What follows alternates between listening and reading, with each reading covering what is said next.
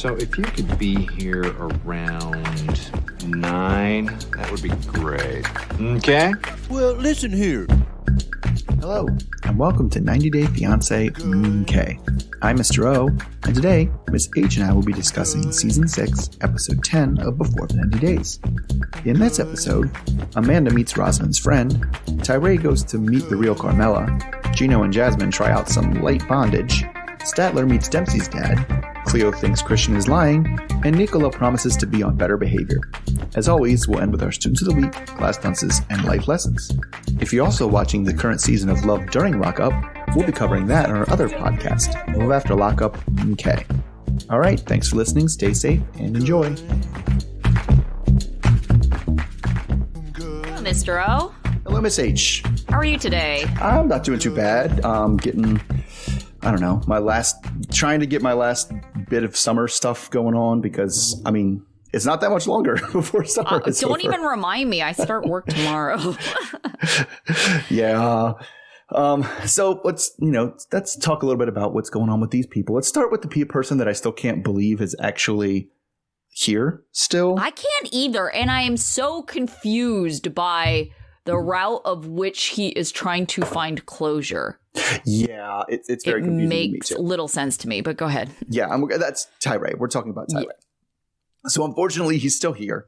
And we hear that it's been about a month since he met with the private investigator, and he's still very embarrassed about what happened, understandably. So he tells us he's never stopped messaging Carmela / Christian, but they are not messaging back. It's really confusing, actually, to read this because I'm like, which Carmela is he talking about? Like, is he talking about the Christian that isn't Carmela or the one whose name is really Carmela? That's the whole thing. Yeah. So he tells us that his, even if the person he was talking to wasn't real, his feelings for them were. So he wants to confront this Christian person to give himself closure.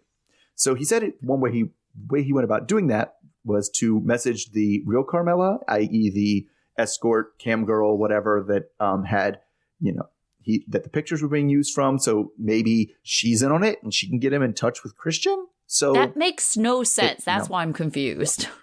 No.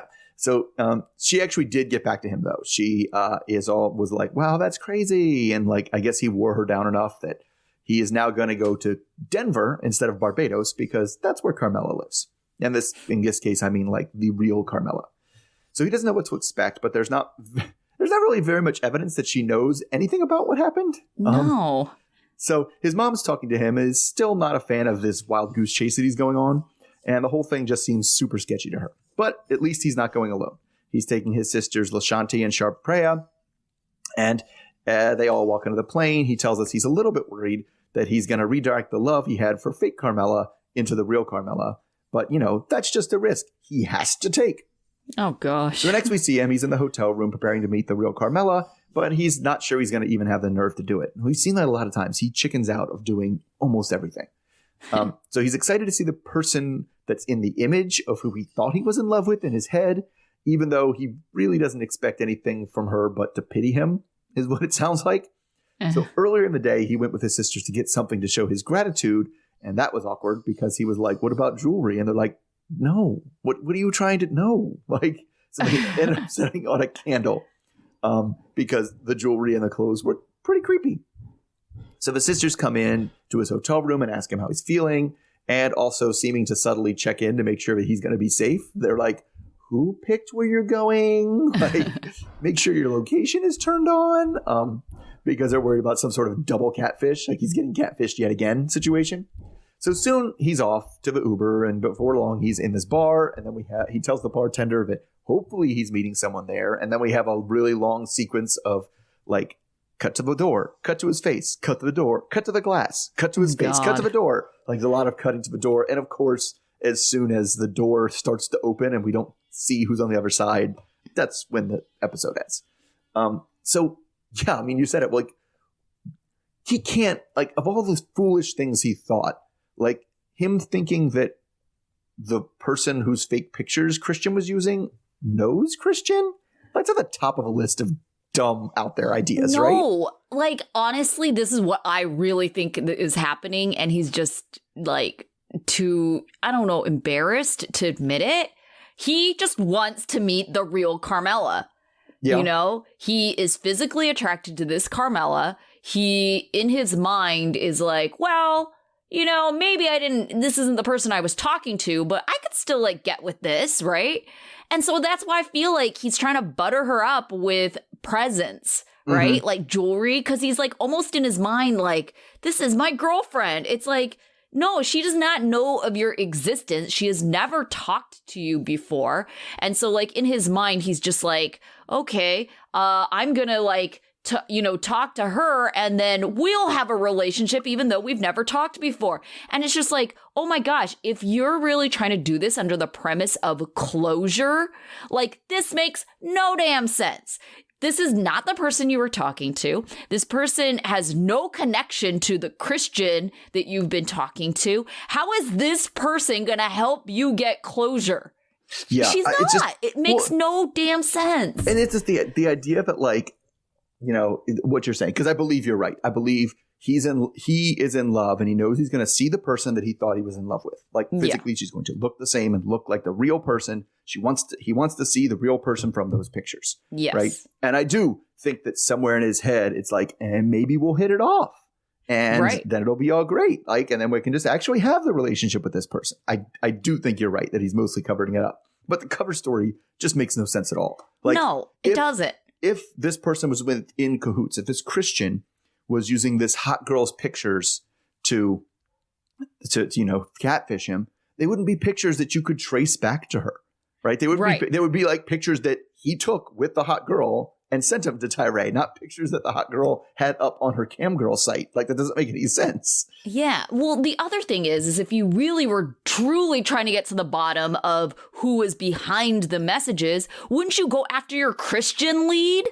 instead of the picture lead? Like, this makes no sense, like why he doesn't just go to Barbados and try to find the real Christian. Well, I mean, what's he going to do in Barbados? Just be like, do you know Christian? Do you know Christian? Christian catfished me. Do you know? He does nothing in Barbados. No, but he really needs a private investigator to investigate further. Mm-hmm.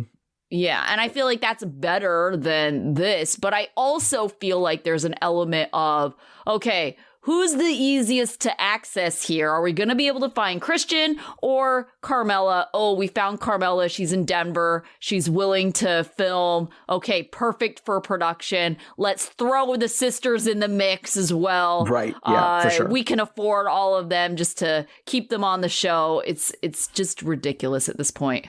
Yeah, it really is just silly. Like, I hope she doesn't. I kind of hope she just flakes on him again and doesn't show up, but I feel like we're going to see it again. It's going to be, she is going to show up. She's just going to be like, yeah, that's crazy, man. Nope, I don't know anything about that, dude. Okay, good luck. End of story. Why don't you start following me on my camgirl site? Yeah. Yeah, pass it to all your friends for sure. Yeah. All right, so let's move along and talk about the other couple that wasn't in it for very much, just one scene, and that's Meisha and Nicola. So things are not going so great with Meisha and Nicola, because not just because she can't find any coffee. She like comes downstairs and is like, there's no coffee in this pot, there's no coffee in this pot, but she ends up seeming like she gets a Dixie cup full of espresso, so that's something. So she's concerned that after last night, it seems like Nicola doesn't really care about her feelings at all. She wants to be hopeful, but she doesn't really see many signs that this relationship is salvageable, and she just needed to get out of that room for a while. So as she sits outside, Nicola comes out to check on her, since she never came back after getting coffee. So he asked if she's sad, and she's like, sad isn't the right word. It's just a lot, and I'm not sure what to do. So he doesn't get it, because he's just like, all right, okay, well, whatever you want to do, I can do it. It's fine. I'll do it. Just whatever. I'll be fine. So she knows it doesn't really work like that. So she kind of is like, do you even know what the problem is here that you're agreeing to fix right here? So he says, yeah, sure. You don't like the way I behave, so I should behave differently and work on the relationship. And she's like, okay. Specifics. So, in an interview, she tells us that he says that he thinks that some of the issues they're having are cultural and some of them are him. On the part for him, he says he's shy, but in the culture, it's just like, we don't do as much PDA as she wants. So she tells him that she's glad he's here, coming outside to try to fix things. But the issues now are because that she's having is he never seems to listen to her or care how she feels about anything. and wonder like she's wondering here why that seemed to exist when they were apart on the computer talking online, but now that they're together, that seems to be disappearing. So she very much emphasizes that it was like, if we didn't have that, if I didn't get that from you for many years over the computer, I'd be out of here. Like if it was just going based on what we're doing right now, I'd be gone. So he asks for forgiveness and says that he needs to be more gentle and sweet with her. Then she says how much he loves her, and to his credit, does follow up with a long list of things that he actually likes about her, loves about her. So Meisha appreciates the tenderness and has nice things to say, but makes it clear that the person that he's been acting like since she's been here is not the person she came for. So, bring that internet person back. So he says he really wants to be that person and also cares about what she's feeling. So Meisha says it doesn't solve all her problems, but at least it turns things into the right direction and gives her hope again. So do you think he actually knows what he should do different, or is he just in the like puppy dog? I'll be better. I'll just be good. I'll be good. Don't worry about it. I'll be good. Yeah. I mean, even when she was like, do you know why I'm upset? Do you like it's like he didn't give any specifics. Right. He's just like, my behavior needs to change. Yeah, that's great. But how? What specifically needs to change? You don't need to be an entirely different person, because obviously there are things there that, she was attracted to, but certainly there are things you could work on, but you need to identify what those things are, so I feel like this is all just lip service. Like he's just trying to smooth things over so they can move on for the moment until there's the next argument. But I think she makes a very good point. I don't think he hears her. Right. No. I don't think he's really been listening to and that's why he can't pinpoint a specific thing that he can work on. He's like, I don't know. You're just mad at me generally. So my behavior needs to change. Right. And I definitely think it was. And he did at least listen to her enough this time that when she says, like, I don't think you hear me. I don't think you care about my feelings. He does at least peer back. I do care about your feelings. Yeah. But I definitely I get the impression that he talked to his buddy Wasim or something off camera. And he just got the, like, happy wife, happy life. Just tell her she's right and move on. Like, go ahead. Like, just do that. And that seems to be the play that he's doing. Yes, you're right, honey. I should have changed. I should do better. I need to change. I get it. I love you so much. Okay, moving on. And you're right. No specifics at all. Just like, you're right. Yes. Yeah. This seems like such a mismatched couple. Culturally, just like maintenance, I guess. Like she seems way more high maintenance. He's like super opposite that way. He just, I don't know. It's the way he's talked to her. I definitely get like misogynist kind of undertones there. For sure. So I don't think that this is a very good match. I think the only thing that is holding these two together is their religious beliefs. And I don't know how far that can really take you other than the guilt of, if you got married, like not being able to get a divorce. Yeah. I mean, you would just be stuck together. Like no matter how unhappy you both were. But part of it is I don't know. She's pretty clear about what she wants from a partner, from a relationship. Yes. Like I have a very good picture and a very good idea of what she wants from a partner, what she wants from a relationship, and why she wants a partner and why she wants a relationship. Right. I don't understand where he's coming from. Like I don't understand what he thinks this is going to look like, what he wants to get out of it, what he wants to put into it. I just get the idea of it's like, yeah, maybe it's just his religious belief. It is correct that a man should be married. Like, and this is a person that will marry me. So what else am I supposed to do? Like, I mean, to me, it is a huge red flag that this person is 40-something and has never been in a relationship. I mean, I don't even care about marriage, right? There's plenty of 40-something-year-olds these days that are never been married. But, to never have been in a relationship and you're 40-something and already the way we've seen him treat her, to me, it's like, yeah, I could see why you would never really make it far enough into a relationship, because either you would get too annoyed or that girl's going to peace out because she's not going to want to put up with you. Right. Yeah. He's not great. And I don't want to put everybody because some people it just doesn't really happen for. Like, but But I don't know. To me, that's the thing that is kind of more of a red flag. It's like, you've never dated. That means you've never even tried. Mm-hmm. Right. And which definitely shows up. I mean, he definitely, and we've talked about that a lot, has the dating mentality of like a 19-year-old. Yeah. Right. And it's like, yes, I do remember having many similar discussions and many, fights and disagreements with my significant other when I was 19. Right. And it was like, yeah, I was like, and neither of us knew how this was supposed to work or the ways to make it work and things like that. But like a little bit of experience, and it's like, oh yeah, I did that completely wrong. And I was because I feel like we were all assholes when we were 19. Like, I don't think there's many exceptions. Yeah. All right. Speaking of assholes, let's talk about Amanda and Razvan. Oh, jeez. I guess a lot of assholes in this week's episode, but Yeah. Razvan is sad that they've spent the last week arguing, so he wants to start fresh by taking Amanda to a traditional Romanian restaurant. He says he's really trying his best, but Amanda is already bringing the negativity by saying the place looks scary, and she complains about not being able to read the menu. Razvan isn't bothered, and he does literal translations of the menu, which just makes Amanda laugh. Amanda says that's what she loves the most about Razvan is his sense of humor. Razvan says there is pork brain on the menu, which Amanda politely declines, and when asked what she would do if his mom offered it to her, she said she would still decline. Razvan tells us his parents are living in Croatia at the moment because his dad works there. He wants to introduce Amanda to his family, and the plan is in a couple of days, but in the back of his mind, he's nervous that Amanda will show them that she's difficult and negative.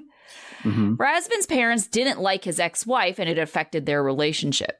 Amanda asks about his ex and his mom, and Razvan says it's because his ex was controlling that his mom didn't like her. Razvan thinks that Amanda will do well with his parents because she's Christian, but doesn't think that they will like the possibility of him moving to the U.S. Razvan tells Amanda that it was always his dream to move to the U.S., and Amanda feels like that's a red flag. Oh, God. I know. What's not a Razvan red says flag? that obviously he would move there for her. Amanda says that it's extra important for her to vet him because it's not just about her, but her two children. Razvan doesn't think Amanda trusts him, and all he can do is try to prove to her that he really does love her. He feels insecure that he's invested in this relationship, and she just seems to always want to argue, and he doesn't know what she actually wants from him. Amanda and Razvan talk the morning after, and he tries to assure her, because I think he realized like how bad that sounded, that his intentions are good and he doesn't care about America. Amanda notes that the more time she spends with him, the more concern she has, but she does want to make the relationship work. Razvan tells Amanda that his friend Deanna has invited them to the pool, and he thinks it would be a good chance for her to meet some of his friends. He's hoping Deanna will make a good impression on behalf of him. Amanda's feeling insecure because his friends are all dressed in thong bikinis, and she's on her period, so she's just wearing shorts and a tank. Amanda and Razvan talk briefly about meeting his parents in a few days, and Amanda notes that she is nervous that Razvan will not translate everything that is said if he doesn't like it. Razvan speaks for Amanda, saying that she's getting used to the city, and then Amanda kind of objects. And Deanna is noticing all the looks Amanda is giving, so she asks to speak with her privately. Deanna confronts her about the fighting and asks if Amanda loves him or she's just attached to him. Amanda says that she loves him. Deanna points out the looks and the side eye that Amanda gives, and Deanna thinks that toxic people do that, and they might be in a toxic relationship. Amanda wonders if Deanna has ulterior motives and is wondering why she is so critical of their relationship. Deanna asks her not to play Razvan because he's been hurt before, and Deanna also thinks that this relationship isn't working. So what did you think about Deanna's assessment of their relationship and like her conclusion that Amanda is toxic and this is a toxic relationship? I mean, I think the word toxic relationship is thrown out a bit too much Yes. in terms of anything. It's just like any relationship that's not ideal, but like, what's toxic? And it's like, well, let's back up. Like, it's not like to the point here, it's not toxic like we had.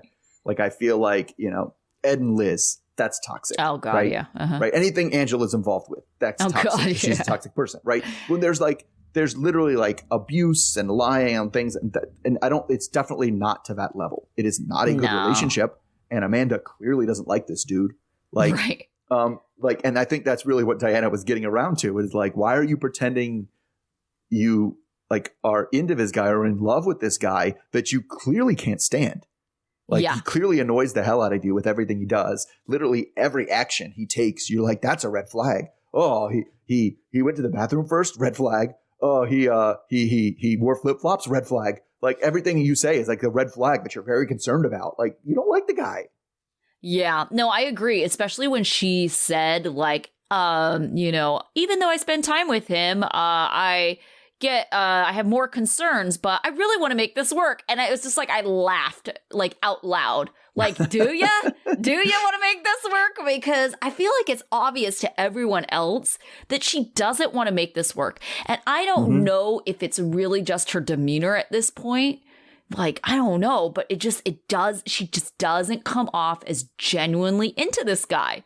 No, she doesn't at all. No, and it's like, at and even all. when it's like, even when he's trying to reassure her, like, you know, what about moving to the U.S.? He's like, my parents are not going to let me move to the U.S. But, you know, I've wanted to do that for a long time. So that's their problem. They're going to have to deal with it. And she's like, oh, my God, you've always wanted to come to the U.S.? Oh, my God, I can't believe you didn't tell me. That's such a lie of omission. It's like, you're just looking for things to be upset about. Yes. Like, you're just on the hunt, on the lookout for any excuse to contribute to you eventually dumping this guy. Right. Yeah. And then saying, well, you know, he lied to me and blah, blah, blah, instead of just being like, yeah, I wasn't in the right place. I wasn't into him. I wasn't into him as much as I thought I was. I wasn't ready to get into a relationship. So it just didn't work out. She can't deal with that. It has to be his fault. Right. It has to be. That's kind of awful. Like she doesn't take any ownership on what's going on her end of the relationship. Yeah, I kind of feel like what would have been the best, and I mean, it's kind of too late for this now, but what would have been the best for Amanda, like dipping her toe back into the dating pool, would have been to date someone local where she literally could have one date with this guy, you know, maybe talk to him for a little bit, see him again, like for an hour, another day, you know, but really spread it out. Like this method of dating is super intense. And this is not the way to transition into the dating world again, to like basically shack up with your dude who you've never met for 2 weeks. Like that seems like an awful transition. Awful. Like, I feel like the standard is, especially, obviously my partner didn't die, but, you know, being newly single is like, all right, let me go on a date. Like a date. Like, no pressure. Nothing's going to happen. We're just going to go out. I'm going to talk to somebody for a while. Maybe if I like them, I'll talk to them again, but it's not like this whole, oh my God, I got to vet them so that way I don't ruin my children's lives. Yes. And I'm going to shack up with this person for 2 weeks. Lower stake situation where it's not like I have to decide I'm going into whatever I'm going into. Right. Being like, I must decide if they can be my children's father. Like that's putting way too much on like the first thing. Like you need to take things slow. And like, it's also one of those things too. You don't want to, I don't know if you also don't want to like the first person you meet after your like husband or after your ex, you don't want to be like, yep, this is it again. Done. Like, right. You need some people to be like, that was fun. I don't think I'm ready to do anything else more. So good luck to you. Like that's okay. Like that's fine. Yeah. And like let kind of the physical part develop, right? Because it's like, you know, especially if you're in a situation like this where, you know, like her late husband, you know, is still on her mind. She can warm up to the physical stuff. I feel like this is just like thrown her into the middle of it where there's expectations of physical contact with them. And you know, and with that, those expectations become pressure, you know, just to maintain their relationship. And I feel like this is the worst situation she could have put herself into if she's just venturing back into the dating world. Oh yeah. It's a terrible idea. It's one step short of, you know, this person is permanently moving in with us. Like, oh God, I know, right? That we see sometimes in Love After Lockup, but like, also Dempsey and Statler. Well, that's a difference. That's a little bit of a different situation because only one of them knows about it so far. Yeah, right. And we'll get to that. But it's like, yeah, it's just, it just leaves a terrible taste in my mouth she just comes across as so entitled when the entire relationship is, this is an audition for you to be with me. Right. It does come off that way, like, oh, I'm the prize. Mm-hmm. You know, you have to win me over. And it's like she has no consideration of how she's coming off, because it's like, you're not winning anyone over. The friends are already calling you toxic. You are winning no one over. Right. It's not a dating, and that's something you have to get over when it's new. Dating is not a who wants to date Amanda game show. Yeah. Like it's you are involved in a two-way relationship here. Yeah. All right. Well, since we mentioned him, let's talk Statler and Dempsey. So things are going pretty well, according to Statler, and after 2 days in the caravan with Dempsey. I mean, well enough, but not so well that she's told Dempsey about her plan to move in or showered yet. So now it's the day. It's come too far. It is the day for the first shower, which is a big deal because it's a cold shower. So she hasn't been able to like get her nerves up enough for the shower. It's like, what point do I stink so bad that the cold shower's worth it? So Dempsey doesn't think it's a big deal because she only takes cold showers and she kind of grew up taking cold showers. She's like, whatever. If you can do a cold shower, you can do anything. But we pretty much get to see like the whole thing. Like they have cameras on her in the shower with you know, nicely placed glass etchings and things. So it involves, there's yelping, there's screaming. And then again, after the shower's over, wondering, how long do I have to go before I have to take a shower again? So Dempsey meets her outside the shower to give Statler a smoothie to kind of get her ready for the meeting with Dad. So Statler thinks that Dempsey hasn't told her dad too much about anything, so there may be some rough waters up ahead. So while they're both getting ready, they're doing their makeup in different rooms, Dempsey gives Statler a briefing about like kind of where the dad's coming from, that her last relationship, we use that toxic relationship again, was bad, and Dad just isn't going to want to see her hurt again. So, and it kind of his dad's strong feelings about the last relationship is a big part of the reason Dempsey hasn't told the dad much about Statler yet. So we're going to the seaside village of Saltburn by the Sea, which is just, and then there's this weird part where Dempsey's like, so have you been to the seaside before? And then Dempsey rattles off like 12 seaside villages she's been to in England. She was like, oh yeah, I've been like here and here and here. Dempsey's like, that's a lot of places. So she tells Dempsey that last time she was in England with her ex, she was there for like 3 or 4 weeks. But again, the connection wasn't anywhere near as strong with that girl as it was with Dempsey. So Statler says something in the car ride about like, to be in love, which is like a big thing to hang out there. Because Dempsey's like, what's that again? Like, and it's especially, it might be, which is nice to hear, but also a little bit concerning because of Statler's history of getting out over her skis when it comes to relationships. God. So they arrived at the pier and Statler is nervous to the point of feeling nauseous and basically activated her flight or fight response. She's like, I might just run into the ocean. That might be the better solution. So anyway, we get to Dempsey's dad. His name is Richard. And he, at least greets her warm enough. So this conversation starts awkwardly because Statler's a pretty awkward person. But Richard pretty much like, so you guys gonna like tell me something? Like, feel like you have something to tell me. And he drags it out that they're in a relationship. They've been in for about 7 months at a distance. And they met on an app. So Richard's like, that's it? Like, I don't get it. Like, there's more to it than that, right? And then they talk about it. And Statler's you can talk to Statler. Anybody, tell me what's going on. So eventually he asks if she's been to England before, which of course is a touchy subject to that other trip to England to meet the other English girl that she is, upfront about. But Richard tells us in an interview that he knew Dempsey was talking to an American girl, but didn't know, and the way he put it was, there were sparks in the relationship. So he says he's pretty protective and doesn't want Dempsey to go through a heartbreak like the one before. So Dempsey goes to get everyone food, which leaves Richard and Statler to talk one-on-one. So Statler tells him about how the other relationship got torpedoed by her wanting to move too fast and wanting to move in as soon as she got here. And so he's like, so is that your idea now? And she says pretty much, yeah. So now Dempsey's dad knows before she does. This is just an A+ plan, I think. So Dempsey comes back with what they call the most English meal, fish and chips.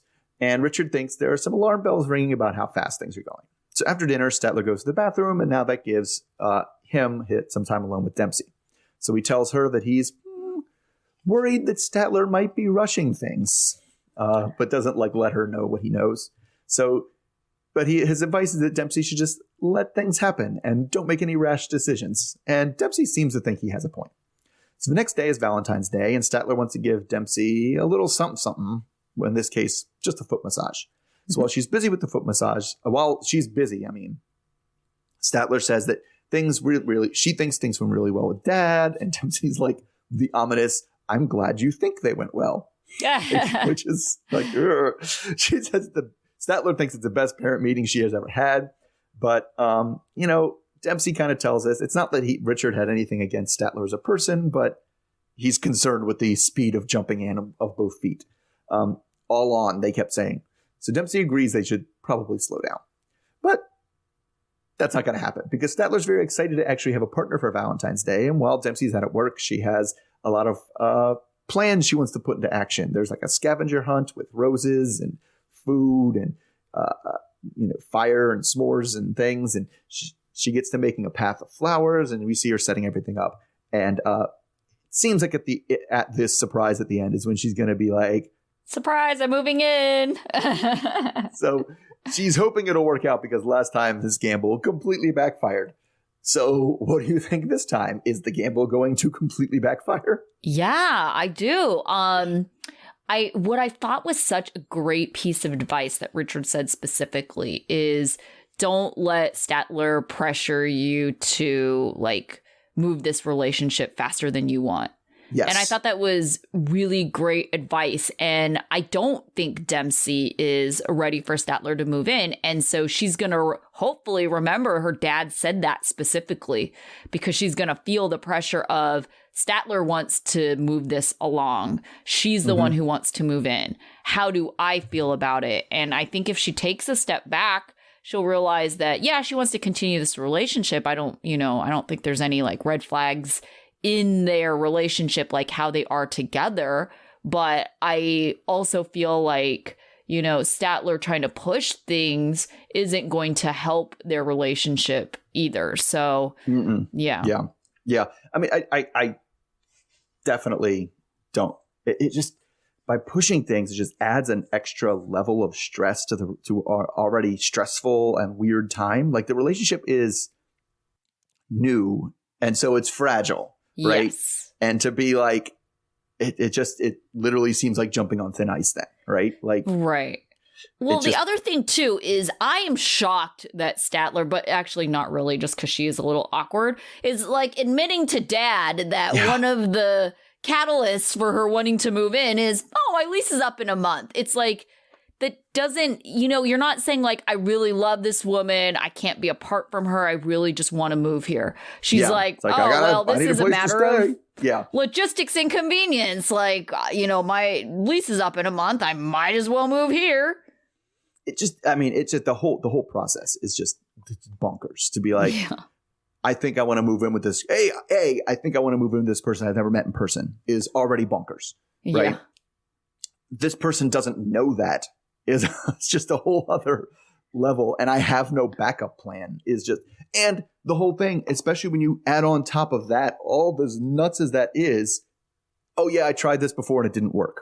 Right. Yeah. No, if I was Dad, I would be like, this is a huge red flag. So I am happy, I guess, satisfied with the fact that Richard gave some pretty sound advice that was like ignoring all these nutso things. Because I feel like most parents would be like, this bitch is crazy, like, get out.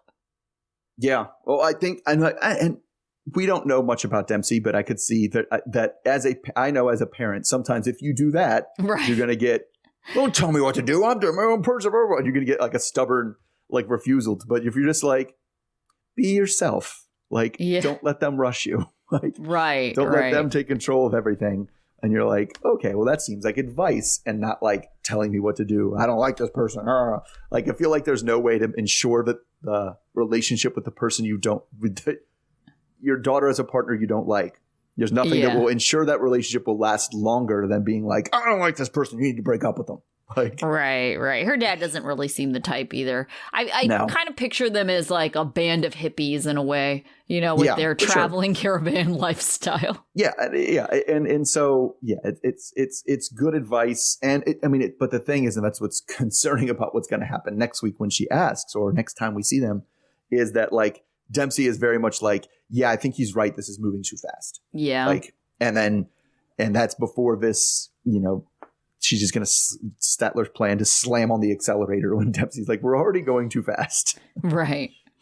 Well, let's talk about a couple that's taking it a little slower, and that's Christian and Cleo.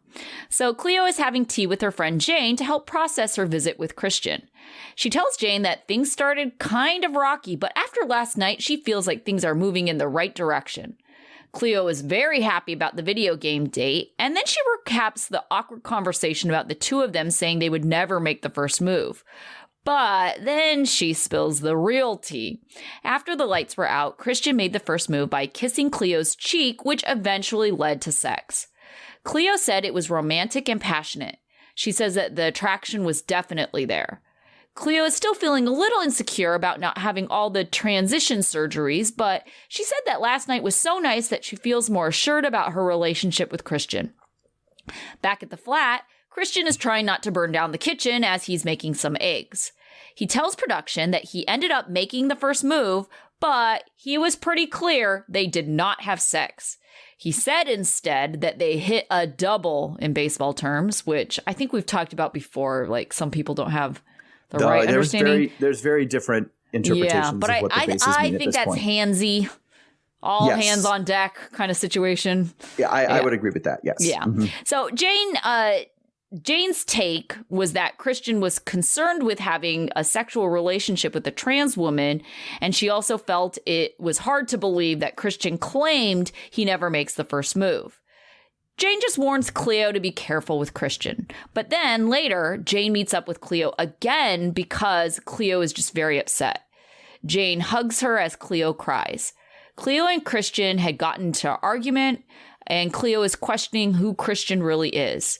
Cleo tells Jane that Christian and Cleo had a conversation about how they were going to be transparent with production about the fact that they had had sex. She then gets a message from Christian telling her that he told production they didn't have sex and just went to second base. So now Cleo's confused and she feels manipulated. Christian then says he lied to protect her, but Cleo and Jane both feel it's really to protect himself. Cleo thinks that he doesn't want people to know that he had sex with a trans woman and deal with the backlash. Cleo doesn't want to be anyone's secret lover. Cleo thinks that Christian is insecure about what other people think, and Cleo is hurt and thought they were past all of that. All right, so why do you think that they had agreed to be transparent and then Christian went off and did his own thing? Because he must have known that Cleo was going to be transparent if that's what they agreed on. So now it just looks extra bad that they now have conflicting stories. Yeah, I mean, I think, and I really don't know everything that happened in this transparency conversation. Right. Because I tend to, in my goings and comings and readings and things and that, tend to think that when you ask someone, did you have sex? Mm-hmm. That straight males have the narrowest definition of what counts as sex, right? Okay. And it's like, if it wasn't penetration, it wasn't sex, right? Okay. And not oral. That doesn't count either. Like, if it needs to be penetration or it wasn't sex. Whereas, like, most other people are like, if somebody got off, that was sex. Like, done, right? Okay. And so I could totally envision a scenario where whatever they did, one person was like, yeah, that was second base. And the other person was like, that was sex. Right. Especially the straight male saying that was second base. Like we talked about all hands on deck. Right. Yeah. And being like, well, that wasn't sex. That was hands on deck. That's a different thing. Right. So I'm curious about what happened to this transparent, because in his mind, I could see him being like, I was transparent. That's what happened. We went to second base. Right. Uh-huh. And her being like, no, that was sex. And like, that would think so. Whether they like actually defined in this conversation what it was, what they did counted as, you know, and not just was like, so we're going to tell everybody what we did, right? Then I don't know which we weren't there for that conversation enough for me to know whether it was just a misunderstanding or whether he was actively being deceptive, because it's one of those two things. Yeah. Well, okay. And I was a little concerned too, because Cleo had mentioned that she hadn't finished all her transition surgeries, or there were still some procedures that she wanted to get done. So I wasn't sure what that was exactly, because I, had missed the first few episodes that they were on. So in the first episode, she has not had either top or bottom surgery. Now, when she's been on hormones for a long time, which means, that like the things on top are usually developing, right? Yeah. But in that case, she hasn't had bottom surgery. Okay. Right. So she still has a penis. So that's kind of been like Christian's hang up, it seems like, the whole time. He's like, yeah, I'm attracted to you as a person and a thing, but I don't know if when the clothes come off, if I'm going to be comfortable doing those, doing things. And that's always been his thing. And I definitely, and not to go wrong, the way he kind of presents himself definitely seems like there's some sort of internalized homophobia going on. Does that make me gay now?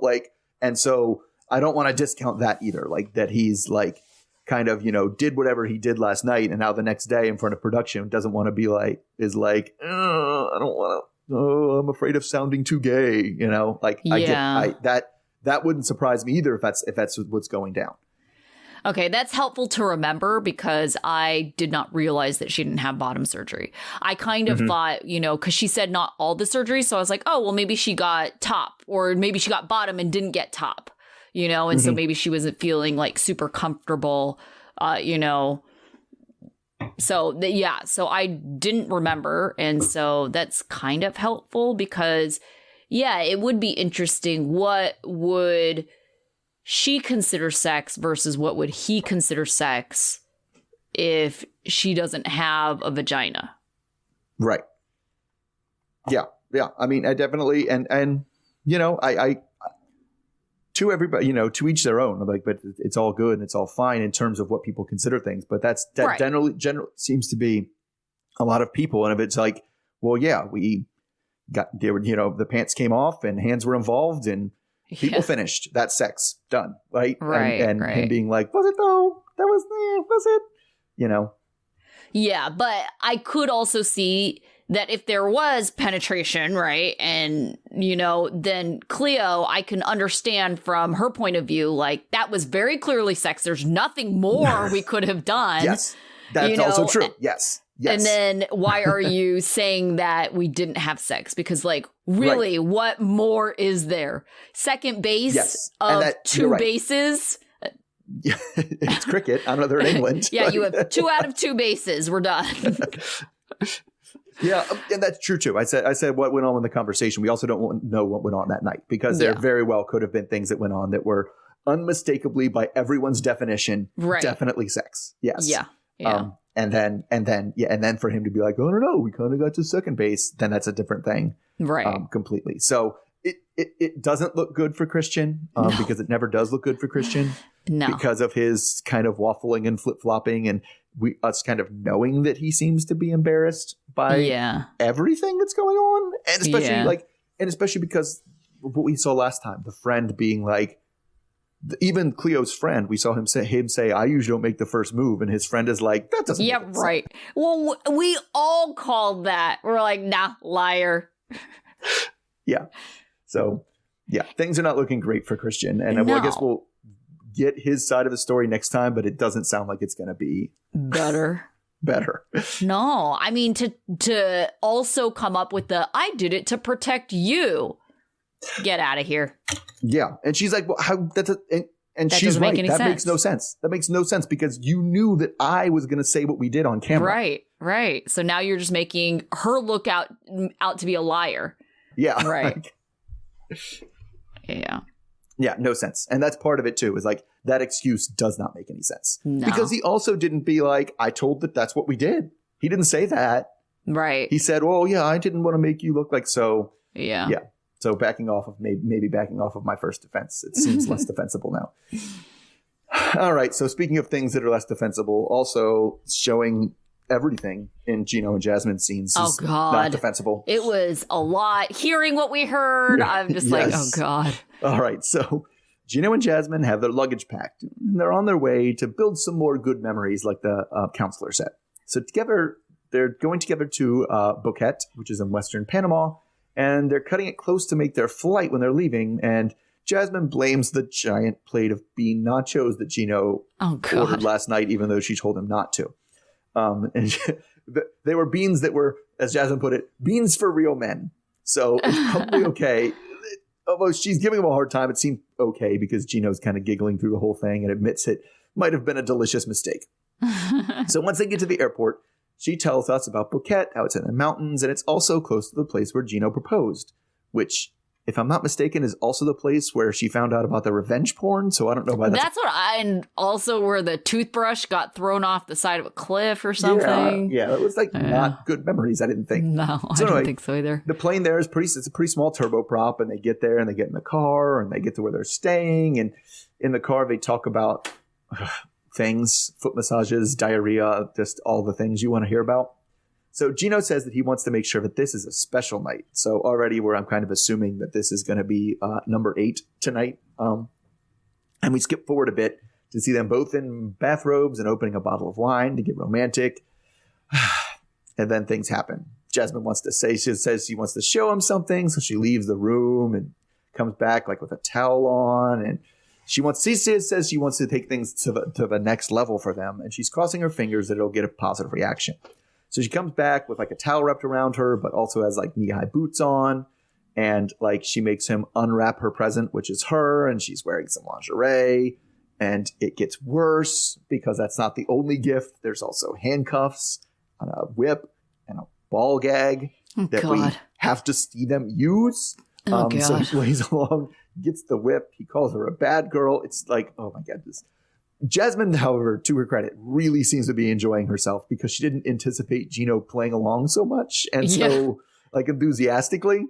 So she feels really, really good, really, really desired. And then they skip to the next scene, which I thought was going to be not as bad, but that was when we got the worse visuals. Like, oh God. So she was happy about how last night went because it was literally the first time he ever got off with her. Yeah. So she was very happy about it. She said they did some crazy things last night, including a golden shower. Oh, God. Which was her onto him. And I don't think we need to talk about that anymore. So they have an activity for the day, though. They're going to go horseback riding through the wilderness. And it's a first for both of them riding horses. But Gino is a very confident feeling after last night. And we get lots of shots of Gino looking and sounding like a huge dweeb riding the horse before they get to a stopping point where Gino takes a picture. So he asks her, and she takes pictures too. He's like, hey, can you send those pictures to me? I want to send them to my family. And this is where things get sore. I thought it was going to be because like, oh, you want me to send you pictures so you could send it to your bitch ex? I thought it was going to be that. Yes, I honestly thought that too. Like, yeah. But it was not that. It was like, your family? I think they're too much involved in your business. Like, she doesn't want the family to be involved in their lives when they come to the U.S. And then she brings up, again, not sending pictures to the ex, but when his cousin was mean to her on social media. He basically called her a gold digger and a sugar baby.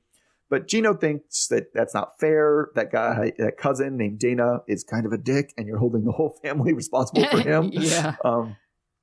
So things are going to get better with everybody else. But maybe we can, sort this out by video chatting with Dana this weekend. And she was like, yeah, I don't know. It was definitely something. There was also the implication that he's going to be a huge dick when you do that. Yeah. So she agrees. And Gino is hoping things go well instead of blowing up. That doesn't seem likely, though, because, again, we've implied heavily that this Dana cousin is an asshole. Right. And she's like, if they do the smallest thing to make me feel uncomfortable, I'm going to react. So that seems like it's going to be fireworks. So what on earth on this good memory vacation they're having? Oh, God. Why on earth would that be the time to video call his asshole cousin? I don't know, because they're really, really playing into production just in general. Yeah. Okay, let's back up. I don't want to harp on it too much, like their sexy times. But honestly, this episode is the first time it really looks like they've been enjoying each other's company. Yes, and it does. I was just like, okay, maybe there is love here, because pretty much up until this episode, I'm like, Gino, like, looks like he hates her, and she just seems annoyed with him and, like, fed up. And this episode, they were playful. I was shocked at how much Gino was getting into everything, but I think it kind of makes sense after the golden shower like story. Like, Gino's a freak and he just feels like he couldn't let his freak flag fly, and so that is what maybe was lacking in their sex life. And now that she's kind of opened the door, it's like he's on board and now they're all happy.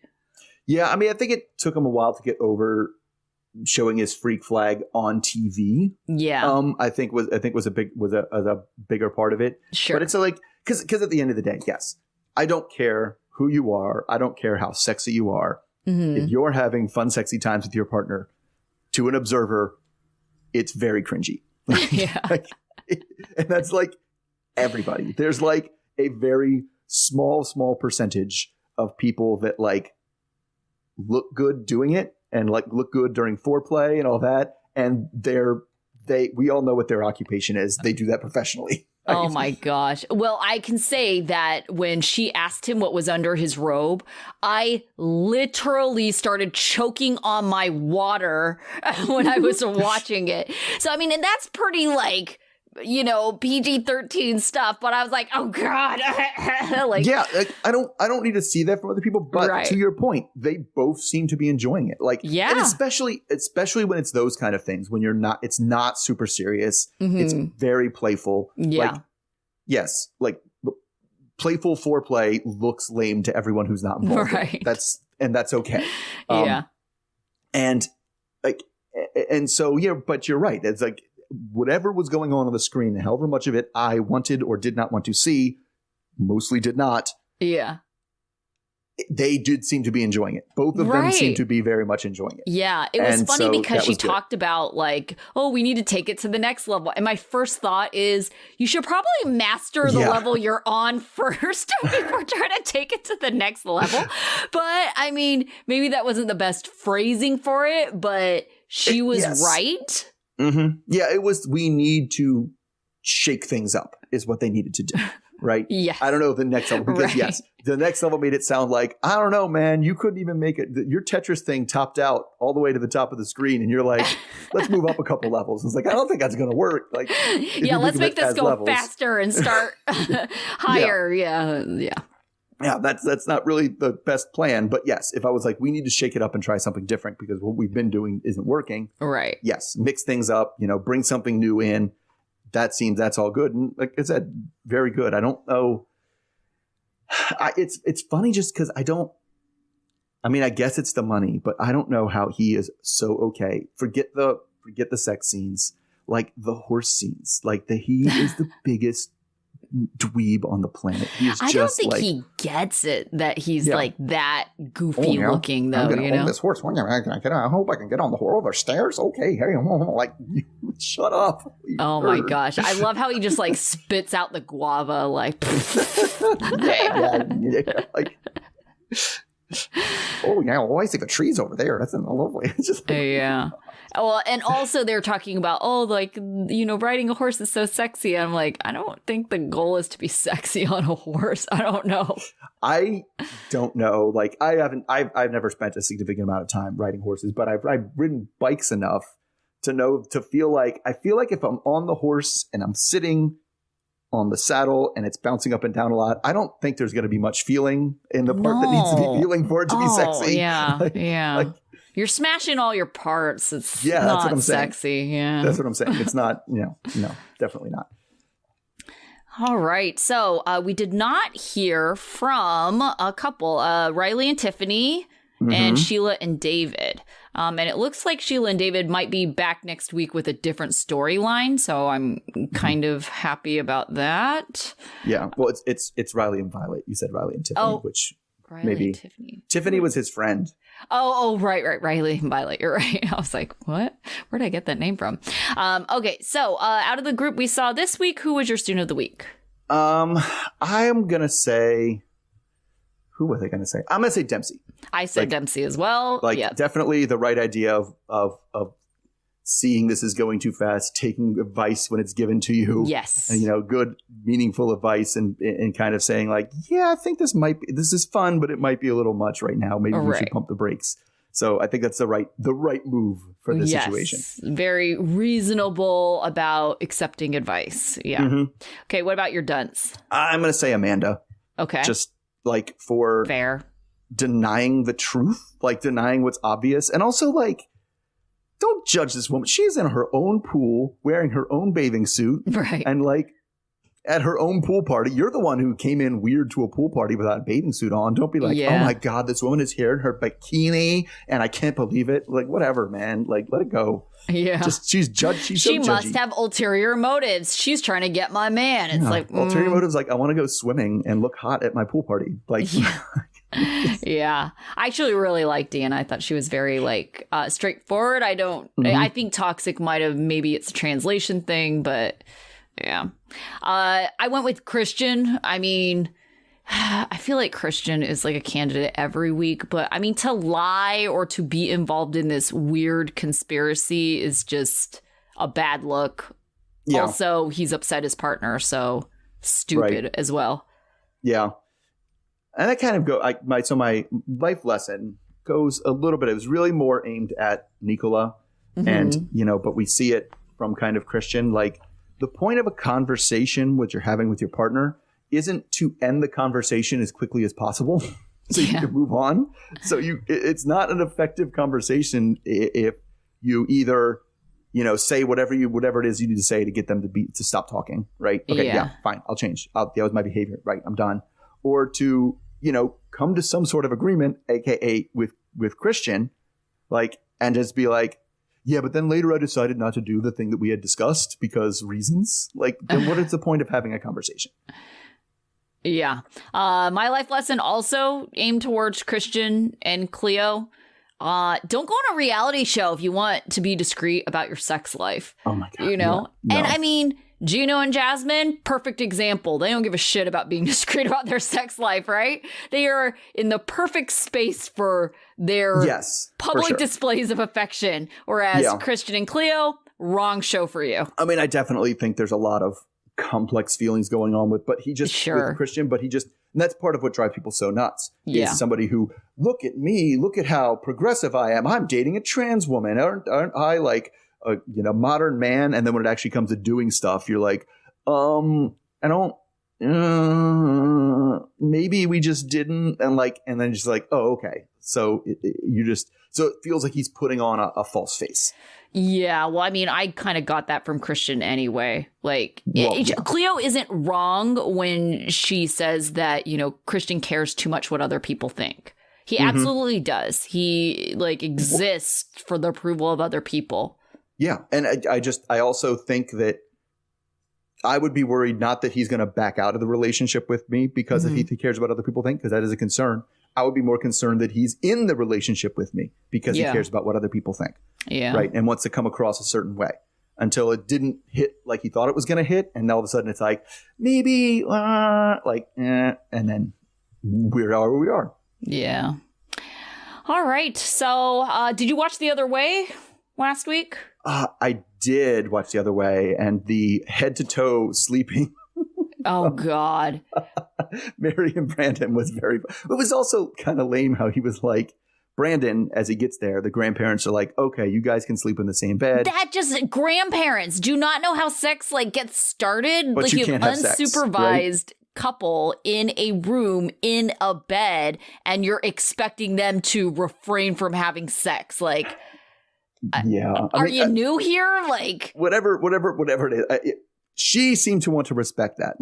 I thought the kind of lame part in his part was he was like, well, your grandparents said we couldn't have sex, but it basically was like, but how about everything else? Let me tell you about the bases. Yes, let's explain the bases to you. Oh goodness, yeah. I hate them as a couple. I really do. I almost hate everybody on that season. Actually, I don't like TJ. I don't like whatever her. What is her Kate something?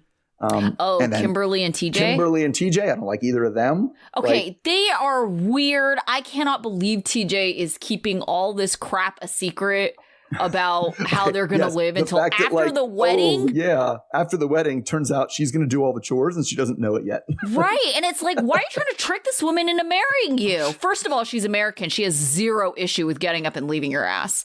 You know, it's like for sure. In different cultures, maybe they think of divorce as very like different and they think of marriage as more binding. But if this girl isn't happy, like, why are you trying to trick and trap her? Because she's not going to feel trapped. She's just going to leave. Mm-hmm. And then, you know, we got Danielle over here not working and manifesting all of her entire lifestyle. That's oh, my goodness. Yeah. It's just all infuriating. Right. But yes, but I think the couple that I like just hate the most is Mary and Brandon. And I don't like them as a couple. They're terrible. Yeah. They're just, Brandon's just trying to get laid at the end of the day. They're just so young and he just wants to get laid. And he had to go all the way to the Philippines and marry a girl to get it. Like, yeah, stupid. Yeah. The problem, I think, in that couple, though, is Mary. Oh, yeah, 100%. Like, he is reasonable with his expectations and stuff. She just has off the charts expectations. Like, she's for ridiculous. how things are going to happen. Yep. Yeah. But he's too clueless to ever leave her. So this is a couple that it's like they are the most likely to make it and continue on out of the groups that we've seen. Yeah. Ones that should, for sure. Right. But they really should not be together. Okay. So that covers our, at least before the 90 days. So we will be back next week with our next episode of Before the 90 Days. We may comment a little bit on what we've seen on The Other Way. And until then. All right. See everybody then. All right. Bye. Okay, bye.